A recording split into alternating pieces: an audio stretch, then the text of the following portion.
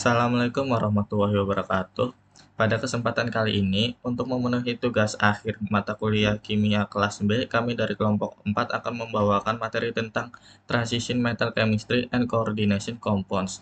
Adapun outline yang akan kami bawa yaitu yang pertama transition metal terdiri dari transisi metal, logam transisi baris pertama, dan sifat logam transisi. Yang kedua, senyawa koordinasi terdiri dari senyawa koordinasi, jenis-jenis ligan, struktur senyawa koordinasi, penamaan senyawa koordinasi, dan ikatan senyawa koordinasi. Dan yang terakhir, kami membangun aplikasi pada Sungai Citarum yang membahas tentang Sungai Citarum, pencemaran Sungai Citarum, dampak pencemaran Sungai Citarum, dan penanggulangan pencemaran Sungai Citarum. Metal atau logam transisi merupakan deretan unsur dalam tabel periodik di mana subkulit D dan F-nya secara bertahap terisi. Unsur transisi sendiri berada di bagian tengah pada tabel periodik antara logam S blok dari kelompok 1A dan 2A di sebelah kiri dan logam P blok semi logam serta non-logam dari kelompok 3A hingga 8A di sebelah kanan. Karena subkulit D-nya yang terisi di wilayah ini dari tabel periodik, untuk transisi ini juga disebut D block elements. Nah, pada pembahasan kali ini kita akan membahas logam transisi, terutama pada logam transisi baris pertama. Logam transisi baris pertama merupakan unsur transisi logam yang berada pada periode 4 pada blok D atau golongan 3 hingga 12. Di antaranya ada scandium, titanium, vanadium, kromium, mangan, iron, kobalt, nikel, copper, dan zinc. Namun, zinc tidak selalu dianggap sebagai logam transisi karena memiliki beberapa sifat yang berbeda dari logam transisi yang lainnya.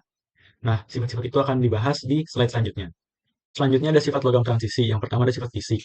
Sifat fisik logam transisi meliputi jari-jari atom, titik leleh, titik didih, dan densitasnya. Jari-jari atom pada logam transisi relatif kecil dan strukturnya rapat, sehingga logam transisi memiliki ikatan logam yang kuat. Karena ikatan logamnya yang kuat, logam transisi memiliki kepadatan yang tinggi, serta titik leleh dan titik didih yang lebih tinggi dari logam golongan 1A, 2A, dan 2B.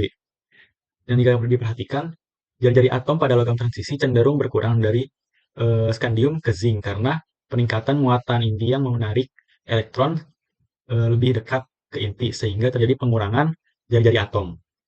Selanjutnya ada konfigurasi elektron. Konfigurasi elektron pada logam transisi dicirikan dengan subkulit yang tidak terisi penuh. Namun, zinc memiliki subkulit yang terisi penuh. Hal ini membuat zinc seringkali tidak dianggap sebagai logam transisi. Sifat dari logam transisi di mana subkulitnya tidak terisi penuh ini menyebabkan terdapatnya beberapa sifat lain dari logam transisi seperti kemampuan untuk membentuk senyawa berwarna yang khas, kemampuan membentuk senyawa paramagnetik, kemampuan untuk membentuk sifat katalitik, kecenderungan untuk membentuk ion kompleks, dan kemampuan untuk membentuk paduan dengan logam lain. Nah, itu bisa diperhatikan juga pada gambar yang ada bahwa ditemukan ketidakteraturan pada konfigurasi elektron di kromium dan copper. Hal ini disebabkan karena untuk mencapai kesetimbangan, maka satu elektron pada subkulit S harus dipindahkan kepada subkulit D. Sifat selanjutnya dari logam transisi adalah elektronegativitas. Elektronegativitas pada logam transisi cenderung bersifat elektronegatif dibanding logam alkali dan alkali tanah, namun lebih kurang elektronegatif dibanding unsur non-logam. Dan bisa diperhatikan dari scandium hingga copper, terjadi peningkatan nilai elektronegativitas, di mana semakin ke kanan semakin elektronegatif. Namun pada zinc terjadi penurunan elektronegativitas, di mana dari copper yang nilai elektronegativitasnya 1,9 menjadi 1,65 pada zinc. Selanjutnya ada energi ionisasi. Seperti yang bisa dilihat, energi ionisasi pada logam transisi cenderung meningkat secara bertahap dari kiri ke kanan. Seperti yang terlihat pada gambar grafik, pada energi ionisasi pertama, kedua, dan ketiga, terjadi peningkatan secara bertahap.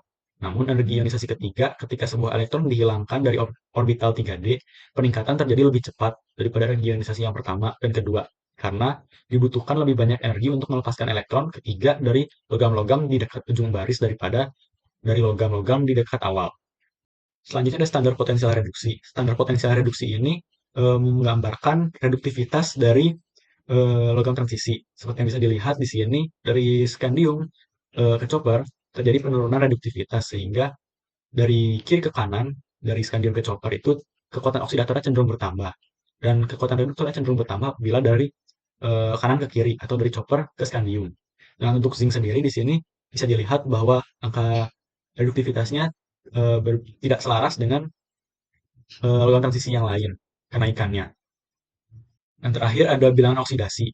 Pada logam transisi diperlihatkan bilangan oksidasi yang beragam. Seperti yang terlihat pada gambar, bilangan oksidasi yang stabil atau umum terjadi itu diperlihatkan dengan titik-titik yang berwarna merah. Berdasarkan gambar tersebut, diperlihatkan bahwa oksidasi tertinggi itu terdapat pada mangan dengan bilangan oksidasi plus 7 yang ditemukan karena konfigurasi elektronnya adalah 4s2 dan 3d5.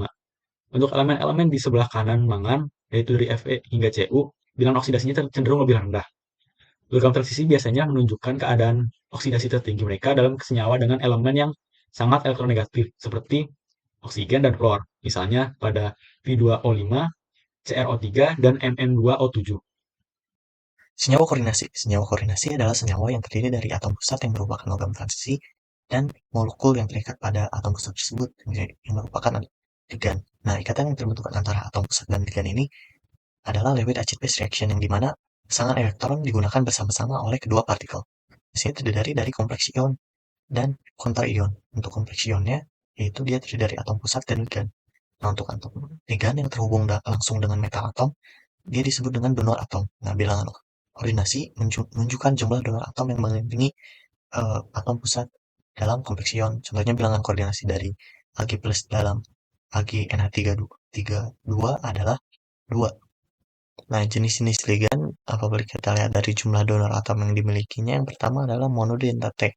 Dia memiliki satu donor atom. Lalu ada bidentate yang dimana dia memiliki dua donor atom. Lalu ada polidentate, dia memiliki 3 atau lebih donor atom. Di sini ada beberapa gambarnya. Yang pertama ada monodentate, bidentate, dan polidentate. Lalu untuk struktur senyawa koordinasi ini, kalau kita lihat dari bilangan koordinasinya, apabila dia memiliki bilangan koordinasi 2, dia akan membentuk linear, dan apabila dia memiliki 4, dia akan membentuk tetrahedral atau square planar. Apabila dia memiliki 6 bilangan koordinasi 6, dia akan membentuk oktahedral.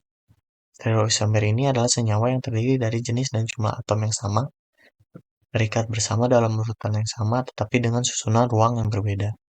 Nah, di sini ada isomer geometris, yang dimana stereoisomernya tidak dapat diubah menjadi bentuk lainnya tanpa memutuskan ikatan kimianya. Lalu ada isomer optik yang dimana bayangan cerminnya tidak dapat ditumpang tindihkan. Selanjutnya ada penamaan dari senyawa koordinasi. Nah, untuk penamaannya yang pertama kationnya dinamakan sebelum anion. Nah, di dalam ion kompleks, ligan dinamakan terlebih dahulu dalam urutan alfabet, lalu atom logam yang dinamakan terakhir. Nah, nama ligan anionik berakhiran dengan huruf O. Untuk ligan netral biasanya disebut dengan nama molekulnya, kecuali H2O yang disebut akuo, lalu CO karbomil, dan NH3 amine.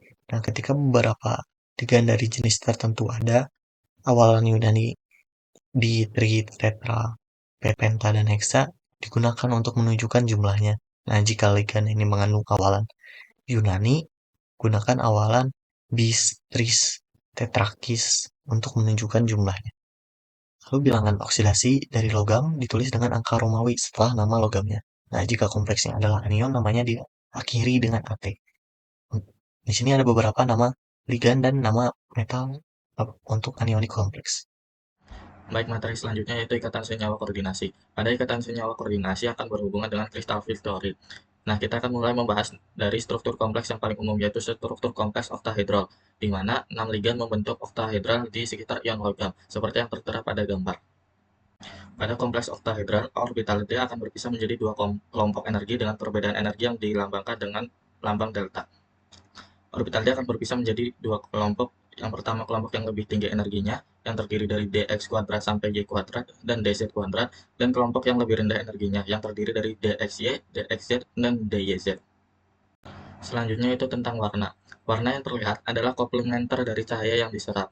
Misalnya, jika kompleks menyerap cahaya pada panjang gelombang biru, maka warna yang terlihat adalah orange, yang merupakan warna komplementer dari biru. Nilai delta menentukan warna yang diserap. Semakin besar delta, semakin tinggi energi foton yang diserap dan semakin pendek panjang gelombangnya.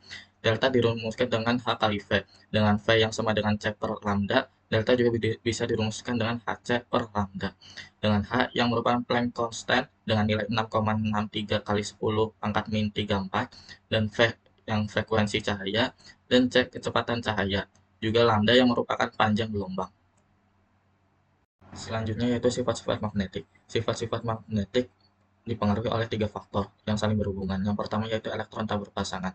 Sifat magnetik kompleks tergantung pada spin elektron. Elektron tak berpasangan dalam orbital D menyebabkan sifat magnetik, di mana semakin banyak elektron tak berpasangan, semakin kuat sifat magnetiknya. Begitu pula sebaliknya. Yang kedua yaitu bilangan magnetik atau bilangan koordinasi, yaitu jumlah ligan yang mengelilingi suatu ion logam, yang akan mempengaruhi banyaknya jumlah elektron tak berpasangan, di mana kompleks dengan banyak elektron tak berpasangan lebih cenderung menjadi magnetik. Yang ketiga yaitu medan kristal. Medan kristal yang dihasilkan oleh ligan mempengaruhi energi orbital D. Pemisahan energi ini mempengaruhi jumlah elektron tak berpasangan dan sifat magnetiknya. Misalnya, ligan seperti Cn- yang merupakan medan kuat akan memiliki pembelahan energi yang besar, sehingga cenderung membuat elektron berpasangan dan menghasilkan senyawa diamagnetik. Atau ligan seperti H2O yang merupakan medan lemah akan memiliki pembelahan energi yang kecil sehingga elektron cenderung tidak berpasangan dan menghasilkan senyawa paramagnetik. Nah, selanjutnya itu tetrahedral kompleks dan square planar kompleks. Seperti yang tertera pada gambar, pada tetrahedral kompleks biasanya bersifat high spin karena pemisahan energi medan kristalnya relatif kecil sehingga memiliki banyak elektron tidak berpasangan dan bersifat paramagnetik. Adapun square planar kompleks merupakan kompleks yang paling rumit, di mana pemisahan energi medan kristal berbeda karena ligan membentuk persegi pada sumbu X dan Y. Dan karena tidak ada ligan sepanjang sumbu Z, repulsi elektron dalam orbital DXZ, DYZ, dan DZ kuadrat lebih rendah daripada kompleks oktahedral. Kompleks ini biasanya bersifat low spin karena pemisahan energi medan kristalnya lebih besar sehingga memiliki banyak elektron berpasangan dan bersifat diamagnetik. Ini kita akan membahas Sungai Citarum. Sungai Citarum sendiri berhulu di Gunung Wayang dan bermuara di Laut Jawa. Dia melewati 7 kabupaten dan 2 kota. Sungai Citarum ini salah satu sungai terpenting di Pulau Jawa yang berfungsi sebagai sumber air untuk rumah tangga, irigasi pertanian, dan energi listrik. Kondisi hulu Sungai Citarum saat ini sering banjir di beberapa lokasi. Hal ini disebabkan oleh perubahan iklim dan pembuangan sampah ke sungai. Selanjutnya terkait pencemaran Sungai Citarum, pada bagian hulu Sungai Citarum, limbah yang masuk dalam badan sungai berasal dari Kota Bandung, Kota Cimahi, dan Kabupaten Bandung. Dari ketiga wilayah tersebut, industri yang paling dominan menyumbangkan limbah adalah tekstil dan pelapisan logam. Salah satu logam berat yang paling banyak mencemari wilayah sungai adalah kadmium, timbal, merkuri, serta logam-logam lainnya, di mana logam-logam tersebut termasuk unsur logam transisi yang banyak digunakan di industri. Berdasarkan data yang didapat oleh Rahmaningrum 2015, pada daerah Dayakolot, Cisirung, dan Anjung yang dilewati oleh Sungai Citarum, memiliki nilai pH dengan rentang 5 hingga 6, yang mana termasuk asam. Kemudian berdasarkan analisis kandungan TSS pada daerah Dayakolot hingga Nanjung, memiliki rentang 20 hingga 36 mg per liter. Dari hasil TSS ini masih berada di bawah baku mutu yang diperbolehkan, yaitu 50 mg per liter. Namun berdasarkan hasil pH yang ada, kondisi sungai sangat memerlukan penanganan yang segera. Selanjutnya, menurut Handayani 2022, konsentrasi logam berat seperti Pb, Cd, Cr, Co, dan Ni pada lahan pertanian di sekitar Kabupaten Bandung yang dialiri oleh Sungai Citarum berada pada nilai di bawah batas kritis. Namun berdasarkan data yang bisa kita lihat pada gambar di bawah, diperlihatkan bahwa logam Cd berada pada nilai yang cukup tinggi dan sangat mengkhawatirkan, sehingga kandungan Cd yang cukup besar ini dapat berdampak buruk terhadap lingkungan serta kondisi sungai di sekitar. Dampak pencemaran Sungai Citarum. Ada beberapa dampak atau akibat yang perlu dirasakan masyarakat sekitar akibat pencemaran Sungai Citarum. Yang pertama yaitu terganggunya kesehatan masyarakat. Di sini ada tabel kondisi masyarakat Majalaya pada tahun 2017, di mana beberapa masyarakat terkena berbagai penyakit dari jumlah kasusnya ratusan sampai ribuan. Yang kedua yaitu rusaknya hasil dari pertanian. Di sini ada peta pencemaran logam pada wilayah pertanian di hulu Sungai Citarum yang tahunnya semakin meluas. Nah, yang terakhir yaitu terganggunya ekosistem yang berakibat pada rusaknya keseimbangan ekosistem yang berujung ekosistem tersebut rusak. Nah, beberapa hal yang bisa kita lakukan untuk menanggulangi pencemaran pada Sungai Citarum berdasarkan materi ini, yaitu yang pertama penggunaan senyawa kompleks logam transisi sebagai agen antibakteri. Berdasarkan hasil kajian Handayani pada tahun 2021, senyawa kompleks logam transisi berbasis logam seperti Cu dan zinc dengan liga basa Schiff dapat dijadikan sebagai kandidat agen antibakteri dari berbagai jenis bakteri seperti bakteri E. coli, P. aeruginosa, B. subtilis, S. aureus, C. albicans, dan bakteri S. pneumoniae. Yang kedua yaitu remediasi logam pada air dan tanah dengan tanaman hiperakumulator dengan penerapan fitoremediasi. Fitur remediasi yaitu remediasi dengan tanaman pada polutan logam dengan tanaman hiperakumulator yang mengakumulasi dan membersihkan polutan logam pada akar dan batangnya. Nah, yang ketiga yaitu remediasi logam dengan agen pengkelat. Agen pengkelat dapat mengikat logam sehingga dapat digunakan dalam remediasi sungai untuk mengikat polutan logam yang terkandung di sungai, serta akan lebih efektif jika dikombinasikan dengan metode fitur remediasi. Agen pengkelat juga digunakan di bidang kesehatan untuk mengatasi keracunan timbal. Nah, sekian pemaparan dari kelompok 4. Mohon maaf bila masih banyak kekurangan. Wassalamualaikum warahmatullahi wabarakatuh.